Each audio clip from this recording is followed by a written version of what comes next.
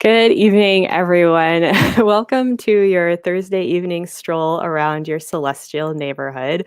I'm Irene Pease, your friendly neighborhood astronomer, and I'm super excited for tonight. We're going to be doing kind of a deep dive into Orion. I know we've been using that as kind of a marker to find a lot of other fun things in the winter sky. But I have a special guest here tonight who I'll be introducing in just a little bit. And she's going to be taking us around a lot of her favorite sites. There's only so much time, but she's going to try and cover as many as possible. So I'm going to do just a real quick skim around what we're seeing in our evening sky. And then we'll get right on to it. So here we have Stellarium, which you can find at stellarium.org. This is also kind of an experiment using using StreamYard. So Stellarium, you can download this. It's Stellarium at stellarium.org. Wonderful. And love it. I have it like on my phone and all the things. So here we are looking out from Coney Island. Apparently, it looks like we're on the ocean. And you can see Orion up in the southwest. So it's still going to be in our night sky for a little while yet. You can still use it to find some of the other things that we've been looking at. And I'll let my guest tell you more about some of those exciting stars in there. Just to save time, I wanted to focus on like something slightly different. Some people may have heard of the nova that we have in our sky. So I haven't been successful finding it from the beautiful dark skies of Brooklyn yet. Tried in binoculars, haven't actually tried in my telescope. But there was a nova that went off. I forgot to write down the number, but you can also just Google Nova 2021 CAS and it'll pop up. It has another fancy number right now. It's kind of right near another deep sky object just to make it easier to find. So if you're familiar with what Stellarium is calling the salt and pepper cluster, what a lot of us call M52, it's pretty close to that. So kind of in this field of view between M52, which is a nice cluster, a little hard from the city, but definitely pops out in darker skies. So kind of between this star over here and this other star near the Bubble Nebula, which I have absolutely no success in finding without a photograph. But it's going to be like a new thing in here. So you can get the actual coordinates online. Google it. Again, it's the really fun nova. It's relatively bright. I think they caught it before the peak, so it was still getting just a little bit brighter, but should be fading soon. So it's around 7/8 magnitude, kind of a fun challenge. And the bonus, if we just kind of highlight, if I just kind of highlight where M52 is, it's circumpolar. So it's not going to be really high, but even if you don't catch it like, early in the evening, if we kind of zip through time here a little bit, you can see that it's not actually going to set, at least not from New York's latitude. So you want to, if you don't catch it like early in the evening, it's going to be kind of lower, like in the murk and the muck. And so you might want to wait till the wee hours of the morning. So if you're an early bird, maybe get up at 4 before the sun comes up and catch it when it's a little higher in the sky. So super fun challenge if you're in a very dark site and you have binoculars, or if you're in a not so dark site, but you have a telescope. It's the first time I'd ever seen a nova, so I was pretty excited to check that out. So without further ado, I'm going to bring on my special guest. Super excited to have Kuiper Kat Trost. And Kuiper Kat, you welcome. Welcome to Friendly Neighborhood Astronomer. Thank you for having me. Thank you for having me. I am very excited, honestly. I've got the butterflies. Do you have some astronomy fashion, or do you want to just talk about a little bit like what you do in case people actually don't know? I can't imagine, sure. But yeah, absolutely. So I am an amateur astronomer based out of New York City. I have been I've been in the amateur astronomy game, or sidewalk astronomizing, for the last almost 9 years now. And I am a member of the Solar System Ambassadors Program with NASA JPL. And so that's just another volunteer institution that they have that sets astronomers out into the wild and allows us to teach astronomy, talk about STEM, talk about aeronautics, whatever NASA does, we talk about it, and whatever is in our wheelhouse. So it's a fun, fantastic program. Everything that we do is free, whether it is with libraries, museums, or just out on the sidewalk like I do.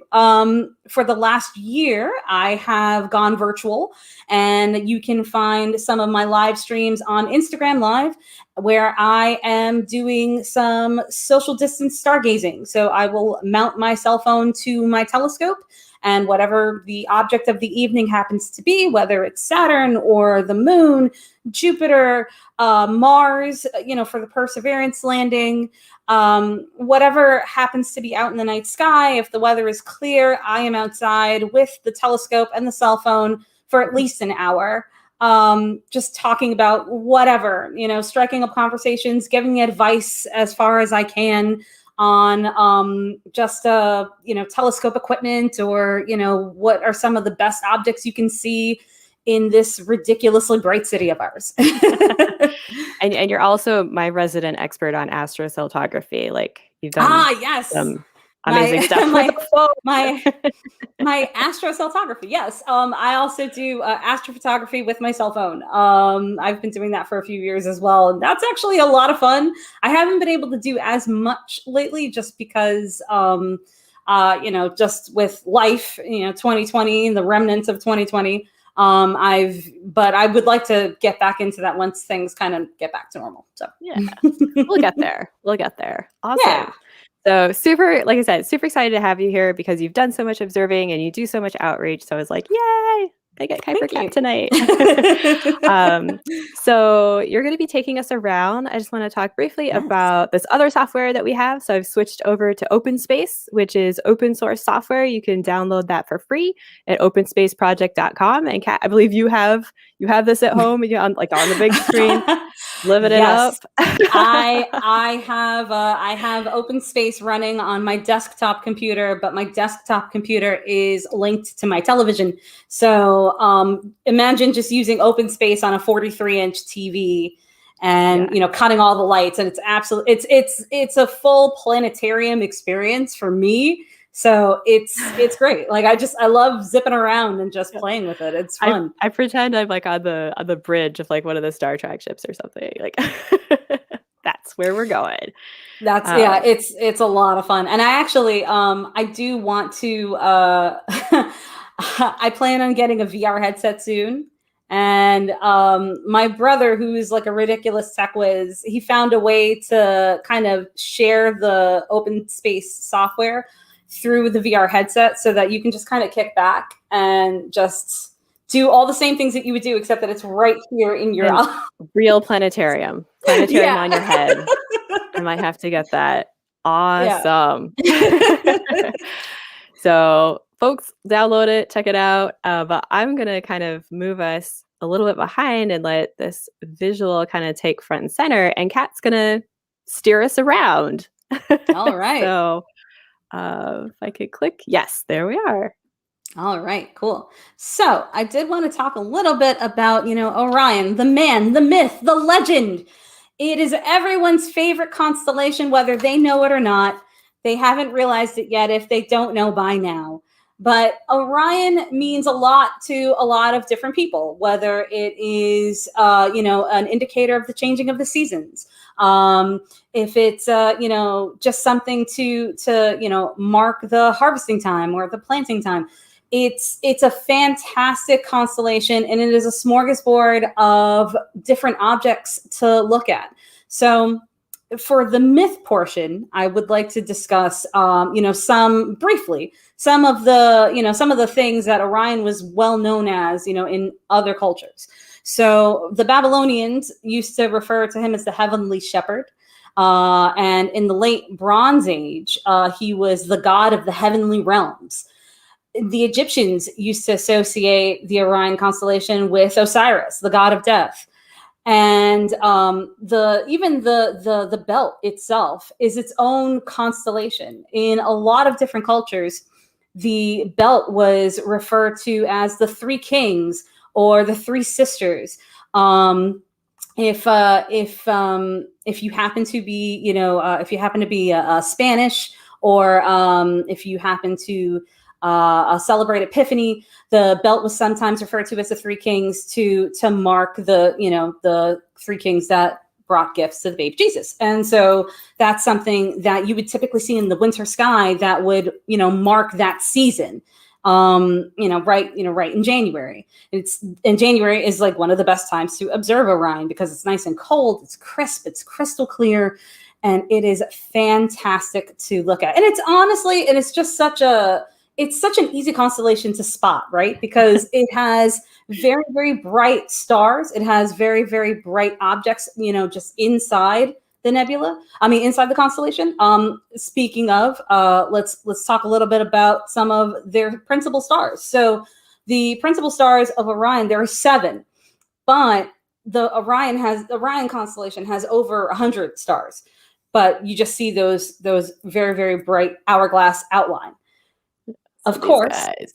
Yeah, those guys right there. So let's talk about everyone's favorite star in the Orion constellation. Can I say it? Is the one I said? Okay. Should I say it 3 times or just twice? 3 times, and maybe it'll go nova. Okay. Betelgeuse. Betelgeuse. All right, I didn't go nova, but maybe we'll get lucky next time. Next time.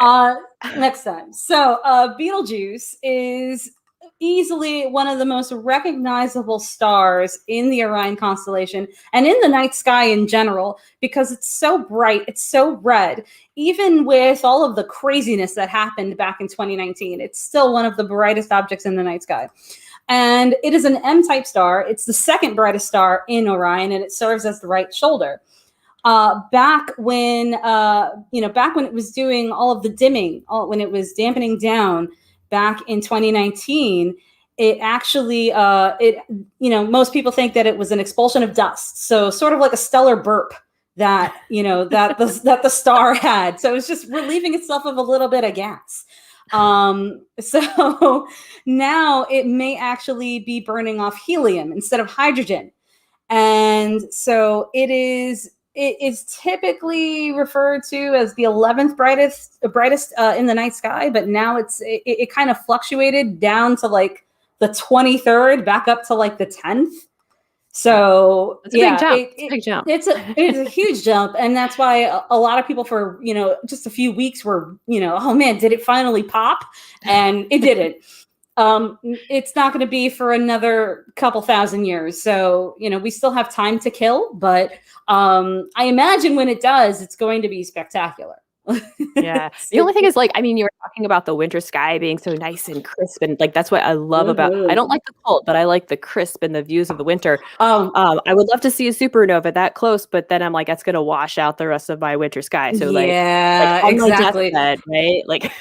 Yeah, it's the price you pay, though. It's the price you pay. You know what? For me personally, I don't mind being out in the cold. As long as the equipment can take it, I can take it, and so I'll shove as many hot hands in my pockets as I can to try to stay warm, and I'll stay out there and I'll just keep it moving, because I never want to take my eyes away from this constellation, because there are so many beautiful objects inside, and Betelgeuse is just one of them. Another awesome star would be Rigel, and Rigel is the left foot of Orion, and it is a blue supergiant that is the 6th brightest star in the night sky. So Rigel is incredibly gorgeous to look at through a telescope, even binoculars. And I like to say that because I don't want people to think that you need a telescope. Right. You don't need a telescope to look at stars. You don't need a fancy telescope. You don't need the largest $10,000 model that you see on the market. A pair of binoculars from Amazon or what have you, your local camera store, will do just fine to start. And I sometimes recommend binoculars because it helps you learn the night sky. it makes you learn. And you honestly have more fun that way, because if you have the binoculars on and you're just kind of zipping around with your head, you suddenly go, oh, what's that? What's that? What's that?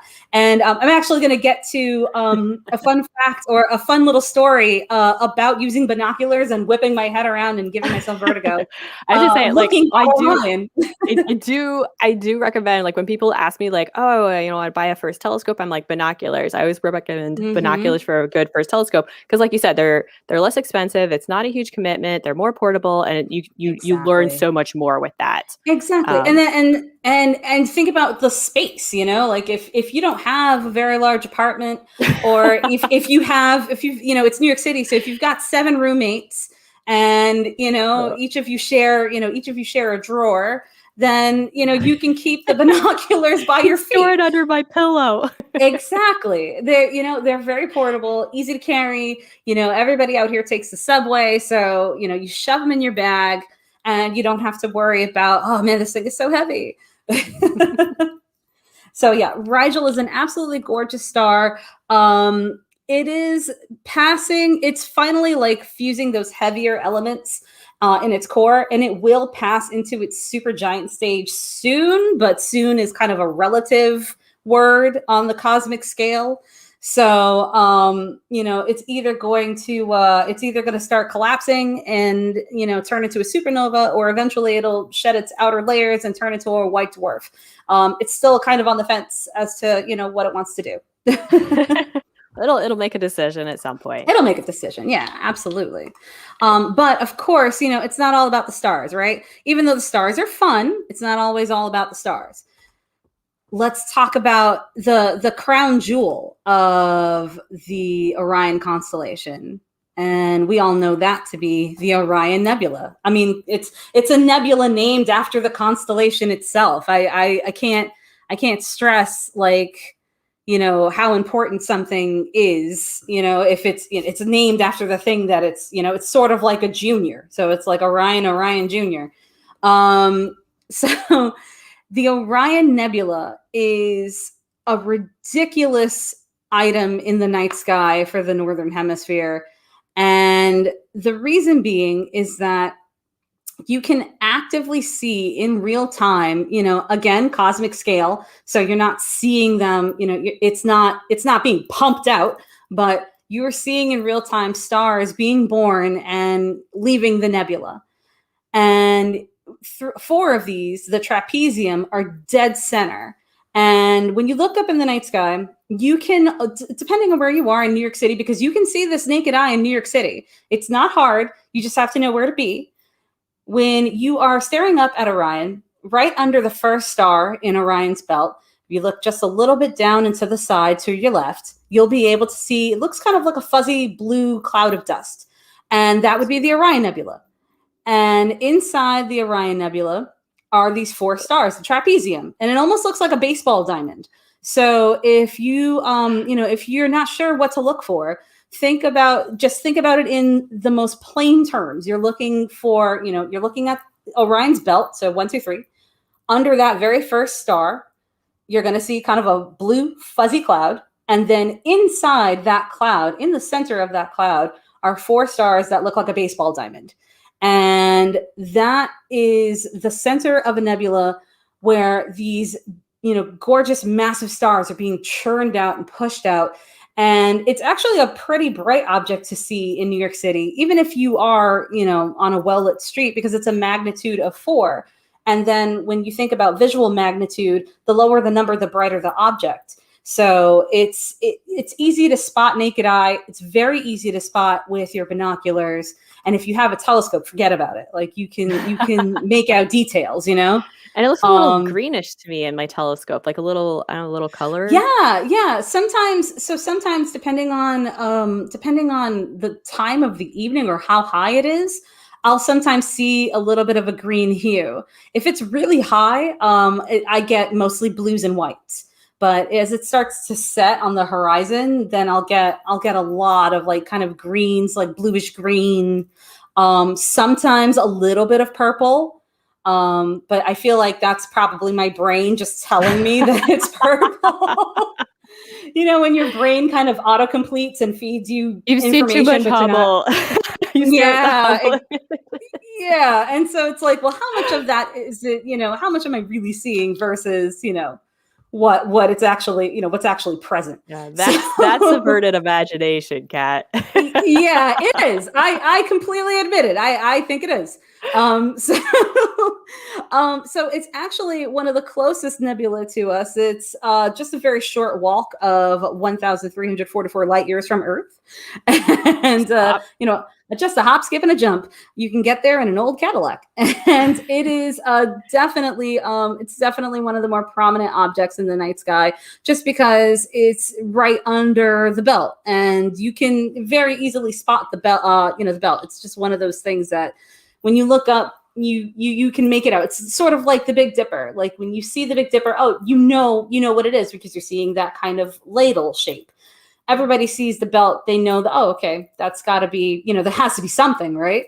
It's not just a, you know, a coincidence or. Yeah. And Fred from YouTube was saying it was the first constellation that they learned thanks to their Aw. grandfather when they were 6 years old. Oh my Aw. God, that's so awesome. That's so Uh, awesome. For me it was probably the Big Dipper. I don't necessarily remember, but the first one I truly definitely fell in love with was Orion. Just because they're just, you know, it's absolutely gorgeous. And it's just easy to, you know, it's just easy to fall in love with for me. yeah. So yeah, so the Orion Nebula is just a fantastic object where you'll start to see those young massive stars moving out, and it's just, oh God, I don't even want to get into it. If Yeah. you have any kind of equipment, even if you're able to just get outside, you know, naked eyes into a dark sky area, just, And you know, Faisal's even saying they've observed it naked eye from Lincoln Center with the AAA, I'm guessing. yeah, and so if you're in New York City, you know how bright it is over there. So if you can see it from Lincoln Center, you know, no You can see it excuses. from anywhere. So I'm like, if Exactly. you can see it from Brooklyn, you can see it from anywhere. Exactly. And so, of course, that's not the only nebula inside of Orion. You have its next door neighbor, which is M43.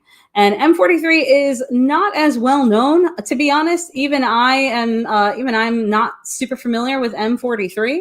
But it is another massive dark lane of dust that was spotted in the 1700s. And there are a few large bright stars inside M43 as well. And both of these nebulas are part of the Orion cloud complex. And this whole large complex contains several well-known nebulas, such as M43, the Flame Nebula, Horsehead Nebula. And so it's 1,600 light years from Earth, you know, not as close as M42. It has a very low magnitude of 9, so you may need some equipment to kind of spot this. This is not something that you would be able to get naked eye. But it is another fantastic, another good example of how many objects that you can spot in Orion. And it's a little further south. Yeah, it's a little further south. The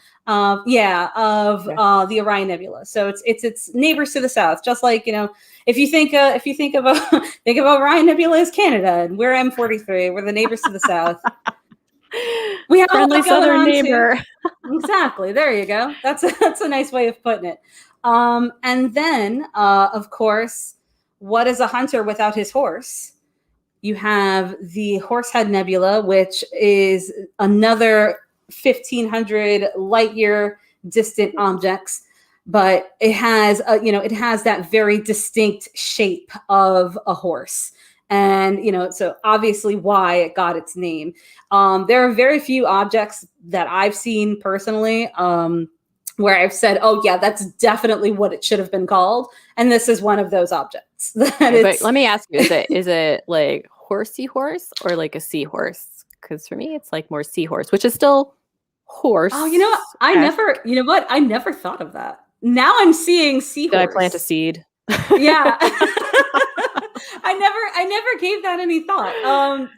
You know what? I feel like I have to still go with horsey horse because if it's, because Orion the hunter, I'm thinking of just a guy on horseback, On horse. Okay. you No, know, that totally bow makes and more arrow. sense than a seahorse Yeah, because he's not like Capricornus, I don't know, water things. Okay. right. That could be, we can do seahorse for that. But yeah, I can see seahorsey now.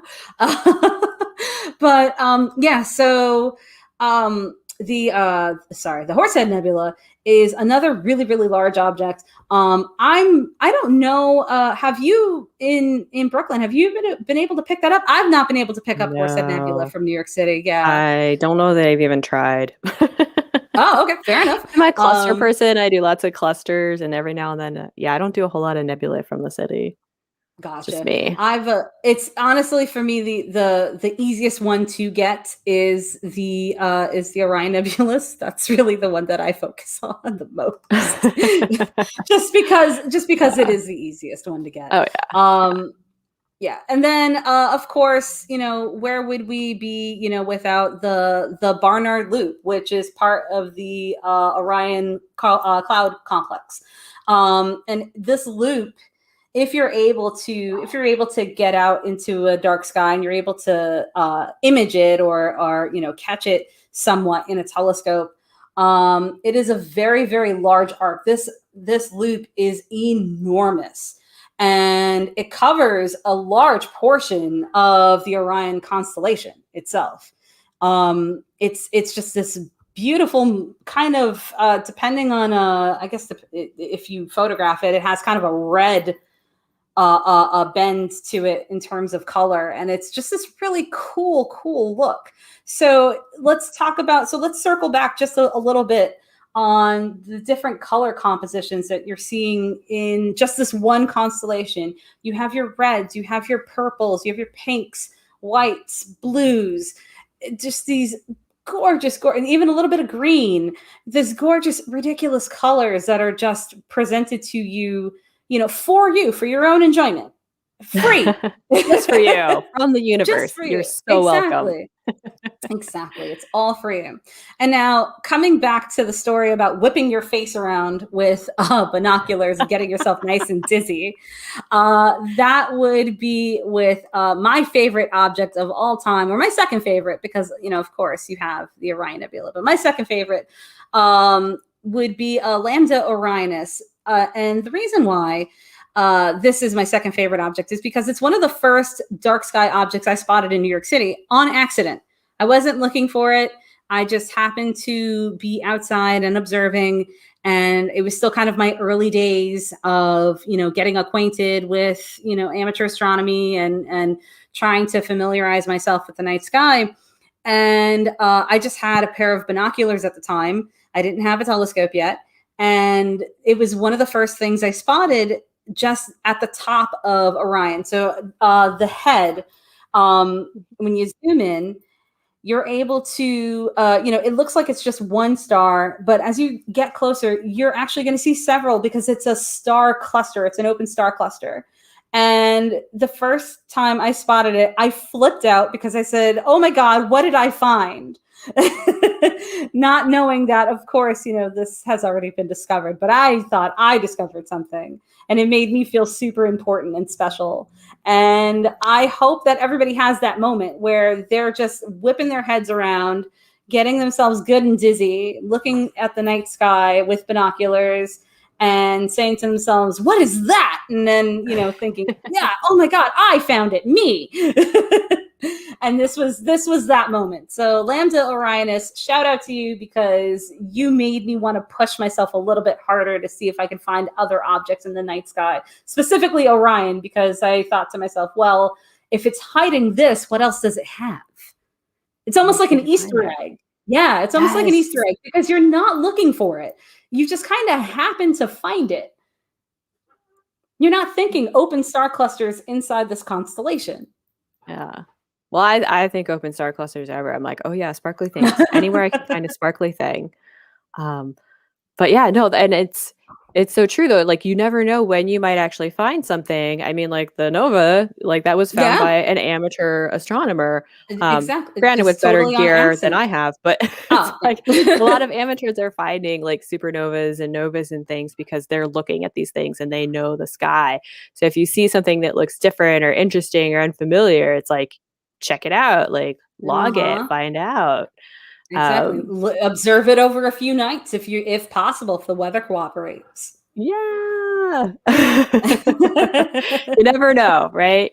You never Exactly. know what you could see, and you never know what you might find, like, even if it's something that's already been seen, like, that's one thing I really like about astronomy, you said you were saying, like you always like find new things like an Easter egg hunt.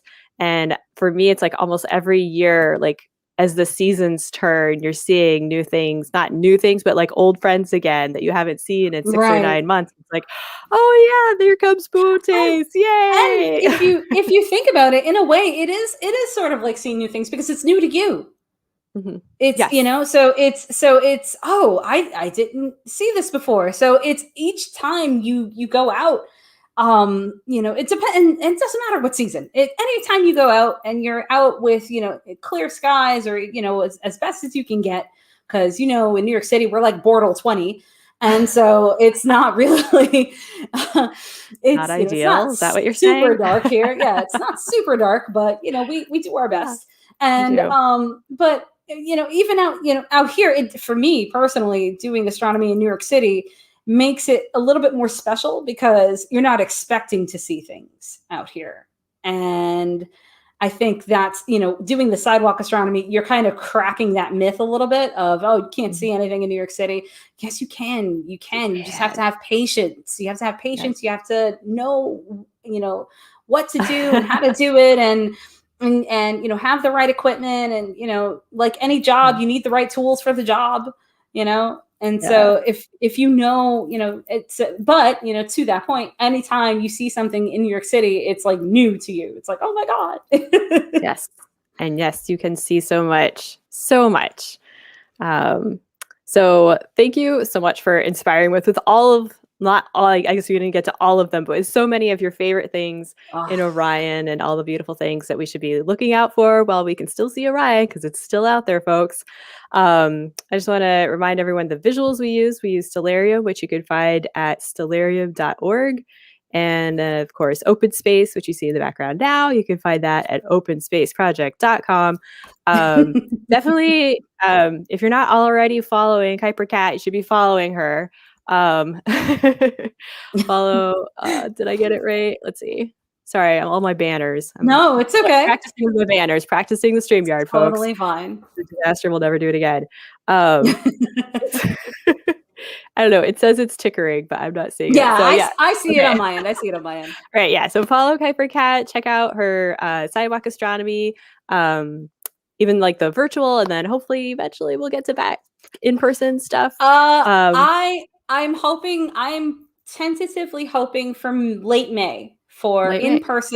in person observing. But I'm not going to stop doing the virtual astronomy, because the virtual astronomy is, even, pandemic aside, I think virtual astronomy is a good way to go going forward, because you have a lot of folks that maybe can't get out of their homes Yeah. and don't have the opportunity to go outside and observe. And this is a good way of kind of bringing that connection and giving that to them as well. So that's not going to stop. I have my calendar almost planned out until December. So yeah. Way more organized than I am. Well, of course, it's all weather permitting, so the clouds Right. can say no and just throw a wrench in my life.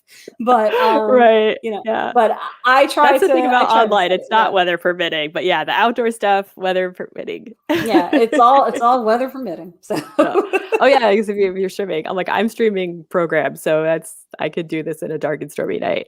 But yeah, the live views of the sky, you haven't invested in that cloud zapper yet. So go I fund wish. Kuiper Kat so she could afford that cloud The cloud weather zapper. dominator.